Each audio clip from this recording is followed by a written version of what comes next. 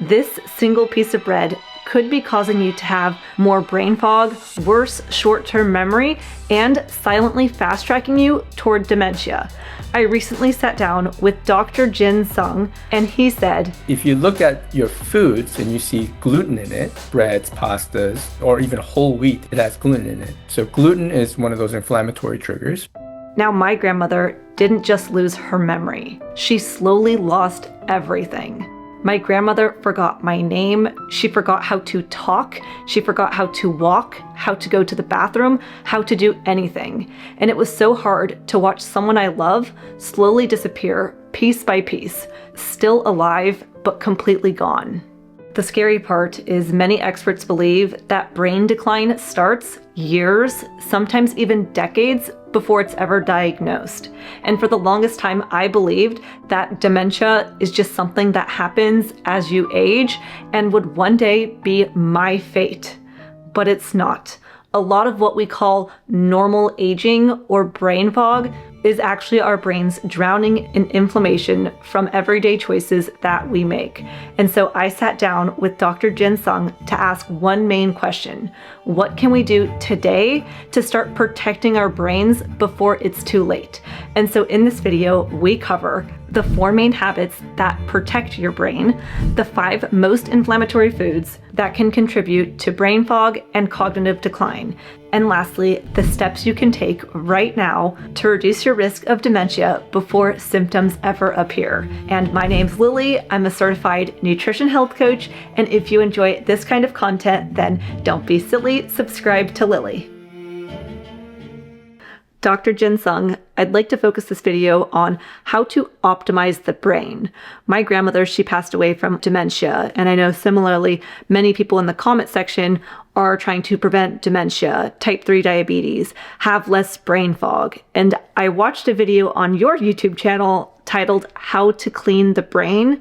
For people who may never have heard of this term before, Sure. What do you mean by cleaning the brain, and why does this matter? Sure. Cleaning the brain really just means optimizing function, right? So as we age or we do things to our body that you shouldn't, you do damage. And what you want to do is be able to, quote, clean it. What we're trying to do is optimize function so you can live a full, happy, full life. So my video on the 3-day fast, what I called Clean the Brain, was really a shot at optimizing brain function. And fasting is one component of it. And not to say that everybody needs to do a fast. I think a small portion actually of the population needs to do a fast. Not everybody needs to do one. Most of the population really needs to focus on lifestyle. And lifestyle meaning you have to reduce stress. So if you have that chronic friend who causes you stress every single day, and does nothing for your health, you need to cut them out of your life. Obviously, there are stressors that you can't get rid of, family, children, spouse, something happens. But if you can cut out the stress, it's very important to do. And that's helpful for your brain is what you're saying too. Sure, because stress has an excess release of cortisol, and cortisol will impact the brain and start to make you feel foggy. So there's another component where it starts to impact the hippocampus. So your short-term memory is not great. So I call it where you have this film over you and you feel foggy. And you're just going through the day, through the motion, but not really clear. So once you clear that film off and you go, oh my goodness, everything is so clear. It's like putting on a pair of glasses for the first time. You're like, oh, wow, it's so clean. Right? That's what it feels like when your brain is working at its optimal. So stress impacts, hormonal impacts to the brain are significant. Followed by stress is going to be sleep. So many people have sleep issues, primarily because of stressors, but also obviously the cell phone, right? So everyone's looking at their screen before bed and they have the light shining in their eyes and they want to go to sleep. Or they're eating before bed and they're digesting the food and it's just not working well for them. So sleep optimization is a crucial factor. And then you're going to follow that with exercise. So exercise is crucial for brain function. Why? One, it stimulates the brain, right? Movement of the arm, balance, all that stuff will stimulate the brain to work those connections, what we call neural connections. And oxygenation occurs with exercise. So those are the two main components, right? You're bringing oxygen to the brain and you're stimulating the brain.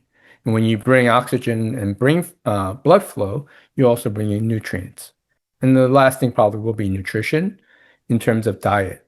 So patients who come to me are often have real chronic issues, autoimmune disease to, chronic GI issues to infection and those types of things. And these individuals need a baseline of things to do, which is all the lifestyle stuff, but they're also eating poorly. And when you're eating poorly, certain foods cause inflammation. So the top 5 foods cause more inflammation are gluten, dairy, soy, nightshades, and lectins. So gluten is everywhere. It's in soy sauce, right? So if you look at your foods and you see gluten in it, breads, pastas, pita breads, whatever people think is healthy, or even whole wheat, they go, oh, I eat whole wheat bread. It has gluten in it. So gluten is one of those inflammatory triggers, along with dairy. And not only for the gut, dairy you're can be saying, good. even for the brain, the gluten can be an issue. Sure. There are certain portions of the gluten, gluteomorphins, different components of it that cross into the brain and cross-react, and then it creates issues. One of the classic signs for gluten problems or celiac is actually cerebellar dysfunction. So when you eat gluten, it starts to impact the cerebellum, which is your balance centers. So there is something called gluten ataxia, meaning imbalance related to gluten. So you have anybody who have celiac disease or gluten sensitivity, if they come to the office, we actually do a cerebellar exam because things like closing your eyes with your feet together, it's called a closed eye Romberg's. So it's a test. You put your feet together, see if you sway back and forth. Close your eyes, see if you sway back and forth. Put your feet in tandem and then close your eyes, see if you fall over, right? All these things are impacted by the cerebellum. Also, smooth movements. So people who have balance issues or dizziness related to gluten will also have issues with eye movements. So eye movements are smooth. So when you get pulled over and the police officer flashes a light in your eye, they go, follow the finger. They're looking for smooth movement of the eyes. If your eyes start to jerk, that means the cerebellum is not functioning at optimal. So that's the perfect example. You take a person who's drunk and you put them through a cerebellar test and they fail it. But people who have gluten problems sometimes will fail those same tests. So gluten and cerebellum, and then gluten and thyroid too. So there's another component of that. And you had mentioned that you do these tests with your patients coming in. And so what percentage of them do you feel like if you had to take a sample size of your patients across the whole population of like the country, what percentage of people do you think have a sensitivity to gluten and should stay away? Or you think everyone should stay away? Or no, it's actually not that many people. Most people can tolerate it. Well, that's a kind of a tricky question. So my patient population are sick. So my patient population is very different from the general population. Well, they say that the average American is that 88% of people are metabolically unhealthy. So only 12%, it's actually a small percentage, that's quite healthy. Well, obesity is 60%, right? So so if you take obesity and then lump it into with autoimmune disease, pretty much everyone's sick. Yeah. To a certain extent. So they tend to have a lot of issues related to food and gluten and so forth. The gluten in the United States is very different from gluten in Europe because of the use of glyphosates and hybridization and so forth. So gluten sensitivity in the United States is more rampant than over in Europe. Yep. And I get this from patients all the time. They have gluten sensitivity, they eat gluten, they don't feel good, brain fog, etc. They go to Europe, go to France, they have a baguette. I felt wonderful. I didn't have any issues, right? The gluten protein is very different because of the attachment of glyphosate and so forth. It impacts how your body's reaction will be. So the grains in the United States, so gluten-containing grains in the United States, are very different from overseas. So if you have gluten sensitivity here and you went to France, try bread and see if you have the same impact. So that's why I say it's tricky because not everybody has gluten sensitivity. Maybe they have gluten sensitivity related to the way it's processed. Sure. And you had said there was multiple. You said gluten was one. I heard nightshades was another one. Gluten, dairy. Now, dairy could be good for some people. I know there's a push towards raw dairy or goat's milk, and maybe having cheeses is better than other things. But you could do a test. There are tests available where you can look at the dairy protein and break it down into its components and then see if you have an immune reaction to any of those. The best thing to do is, if you don't want to do all this testing, is to do an elimination diet. And that elimination diet is free of gluten, dairy, soy, nightshades, and lectins. It's basically what we call a autoimmune paleo diet or AIP diet. And we often take patients on the AIP diet first and transition them over time into adding certain foods to see if they have an immune reaction or they have like a symptomatic reaction. The key to adding the foods is adding foods every 3 to 5 days. So you can't just go, okay, day one, I'm going to eat a bunch of different types of nuts. You can't do that. You got to add one type of nut for 3 to 5 days. See you have any problems or digestion issues, brain fog, etc. Some people will have immediate reactions within a 24-hour period. Sometimes it's a little delayed. 3 to 5 days, you get symptomatology. The problem with this is that immunological response is very different from symptomatic response. So when you have a brain problem or an immune problem, you have to look at a 60-day window, not a 3 to 5 day window. So when you eat gluten and you have an immune reaction to it, that immune reaction is going to last 30, 60, 90 days. But if I get this from patients. I was so good for a week and I had a little pizza. I was so good for a week and had a bagel, right? Their immune reaction never goes away because they're eating it once a week. Sure. And that immunological response lasts 30, 60, 90 days. So that's what we want to be careful about. And that's where it starts to impact the brain. So there can be a lot of different impacts that can occur related to food. I'm someone who's trying to not get Alzheimer's. My grandmother passed away from it, and I know similarly people in my audience really want to avoid dementia, type 3 diabetes, losing their brain. I would just like to prevent having that as an outcome. Like, what would you personally do today to prevent your risk of Alzheimer's? Yeah, so the lifestyle factors we talked about, which is the food, the sleep, stress reduction, exercise, those are going to be the absolute foundational pieces for everyone. And then maybe certain nutrients might be beneficial for that, like magnesium, or as we get older, we might need more creatine. Heavier doses of creatine helps the brain also. Or circulation, things that help circulation to the brain, things like huperzine, vinpocetine, witch's broom. So you can use a lot of different nutrients to help increase circulation to the brain because that's what's going to deliver the nutrients. The good thing about things like prolonged fasting or intermittent fasting is getting into ketosis. So once you get into ketosis, your brain works a little bit better.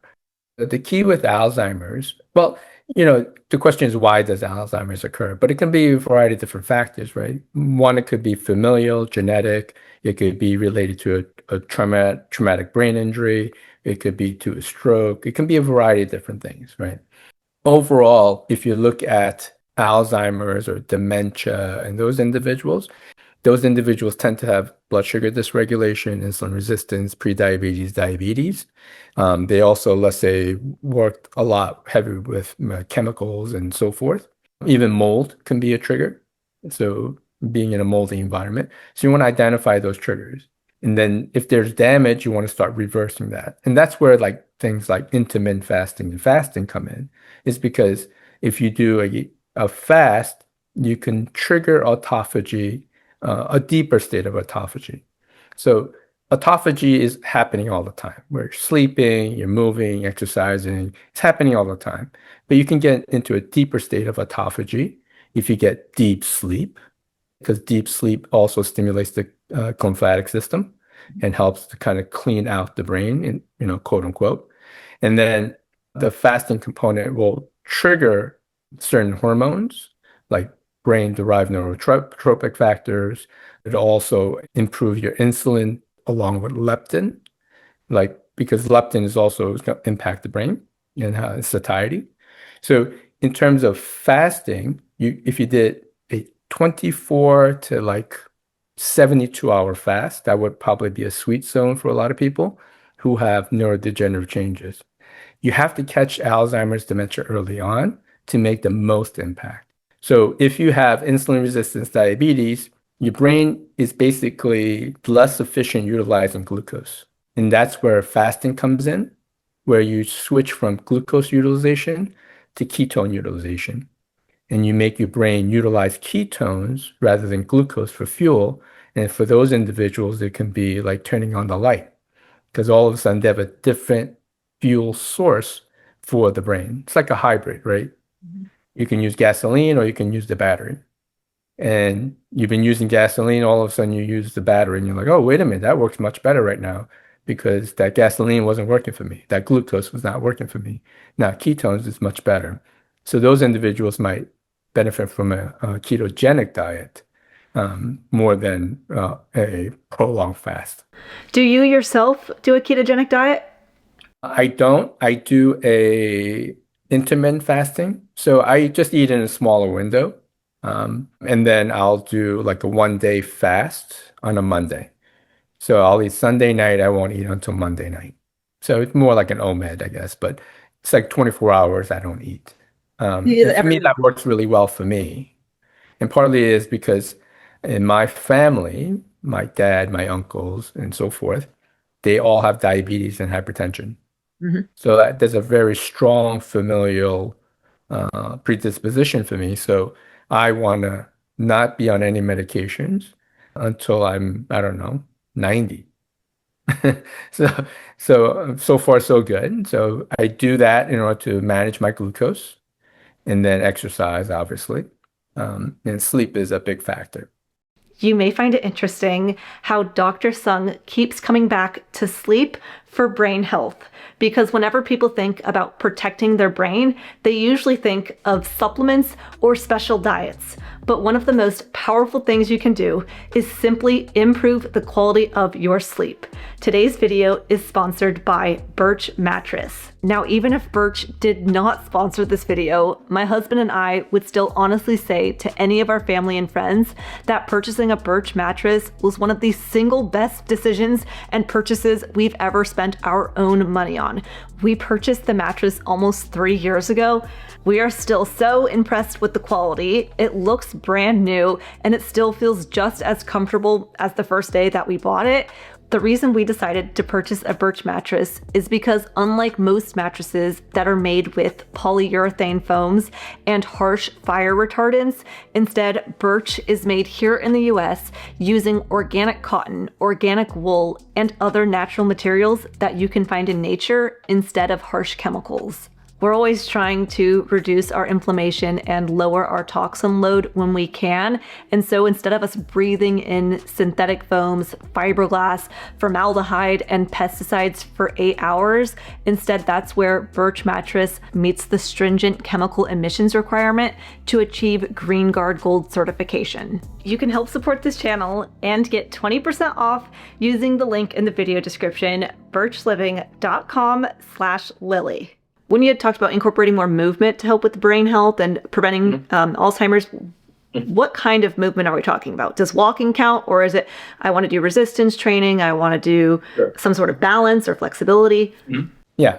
So it depends on the individual and their capabilities. Like you can't take someone who's unable to do balance exercises and say, hey, stand on one leg. So you have to kind of build to it. But in general, I think high intensity is necessary. So you're going to need maybe some interval training, HIIT exercises where you go hard for a minute, relax for like 20 seconds, hard for a minute, so forth. Resistance training is crucial. You have to build muscle mass because muscle is important for mitochondrial function and hormone regulation. It's important for so many different things. So the strength training is great. I think walking as an adjunct is good, but if you can get your heart rate up, it's better. And so, like I said, oxygenation is important. So you have to increase blood flow overall. So you have to really you have to push your limits a little bit, right? So if you look at Parkinson's and they utilize like boxing, quick, fast movements that get your heart rate up and helps to help reduce some of the symptomatology of Parkinson's. So you can do the same thing for people who have neurocognitive changes where you could try to increase blood flow. The caution is if you have neurodegenerative changes and you do those exercises and you can't get up the next day or you crash, then you've done too much. So you have to build to it over time. You can't just go, I'm going to do what Dr. Sung said, interval training, 20 minutes a day, go really hard. And the next day you can't get up. So you have to look at what we call metabolic capacity. Everyone has a different level, especially when you have chronic issues. You have a metabolic capacity or exercise capacity where if you push beyond that, you fall apart. Sure. And what are some mistakes people might make if they're trying to improve their brain health? Is there anything that you think, oh, I'm trying to optimize my brain, and then oh wait, that was actually a mistake. I shouldn't have done that. Yeah, so it's going to the extreme. Like I said, if you're exercising a lot and you're crashing, then you're doing harm. If you're doing fasting and you're crashing, you're doing more harm. So knowing when to do certain things. So the classic example about the fasting is who should not do the fasting because it's actually detrimental to them. It's the hypoglycemics. So people who eat and then an hour or two later, they get shaky, irritable, I got to eat again. And once they eat, they feel better. Or they fall asleep okay and they wake up 2 in the morning. Oh man, I'm hungry. And they can't fall back asleep. So when your blood sugar drops in the middle of the night, what happens is cortisol goes up. Cortisol goes and wakes you up, signals the liver to go into gluconeogenesis or produce more sugar because you're hypoglycemic. You take that individual and go, hey, you're going to do a 3-day water fast. Is that good for that individual? No, it's going to do more harm to that individual because it's stressing their system so much, it's actually causing more problems than helping. Or let's say for fasting, you have gastritis. You have like inflammatory, stomach, right? And you go, I'm going to fast. My stomach is so bad right now. I haven't eaten for 24 hours. It's burning. You're doing more harm. Or that lean construction guy who has to go and work a 10-hour shift doing heavy labor. You tell that person, hey, why don't you go do a 3-day fast and work 3 days? They can't make it through 3 days. You're doing more harm than good. So understanding your body when not to do certain things is almost as important as to, trying to do something. And then for that person, if they don't know if something's helping or hurting, maybe they are exercising or they're fasting or they're doing these different lifestyle habits, how would someone know if something's working or something's harming them? Oof. I would say you should notice positive changes when you implement something within that 7 to 10 day mark versus 7 to 10 days you're not feeling good or worse, then what you're doing is probably not working. Sure. So for most people, you'll start to notice improvement with that 7 to 10 days. 30 days, you're going to notice definitely a change. Either it's positive or negative. 90 days is when you really turn the corner, and 6 months to a year is when you've really recovered from chronic issues. And so far, you haven't mentioned anything about heavy metals or microplastics. And I don't know if that's just too woo-woo or too much in the weeds and not people need to focus on those other things first. Or what do you think about other triggers? I mean, that can be an entire different podcast because, there's so many heavy metals, chemicals, herbicides, pesticides, so many things in the water and the food, etc., that can impact our immune system and that can cause inflammatory load to our brain. So it's just so many things. Even Wi-Fi, people say, oh, Wi-Fi is not a big deal. But for some individuals, it is a big deal. These electromagnetic frequencies create health issues for some individuals. So you have to be careful for those people, and they have to kind of stay away from it or stay away from routers and maybe hardwire everything and so forth. So there's so many different factors, but they're all legitimate factors, right? Heavy metals, chemicals, toxins, the air we breathe, the water we drink, etc. So it's very important to do those things. And so since there are so many factors and sometimes it can feel overwhelming for someone, if they're listening, they go, oh my gosh, I have to change this. And I have got to tell my family I'm changing everything. If you were someone who wanted to clean your brain and prevent Alzheimer's, what would you be doing today? Today would be stress reduction, sleep, food, and then exercise. Those are the 4 things. If you can just get started on 2 of them, great. I think sleep and stress reduction are the 2 top, and then you're going to follow it up with exercise and the food. If you can do those 4 things, you're going to do really well. For a lot of people, that's what you need to do to build your baseline. So when a patient comes in, I say, listen, we got to build a foundation, and the foundation is basically lifestyle. I'd like you to do these lifestyle changes until our labs come in, meaning blood work, stool test, blood test, urine test, whatever test we do, right?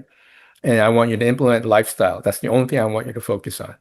And then I'll obviously some guidelines and videos and instructions are necessary.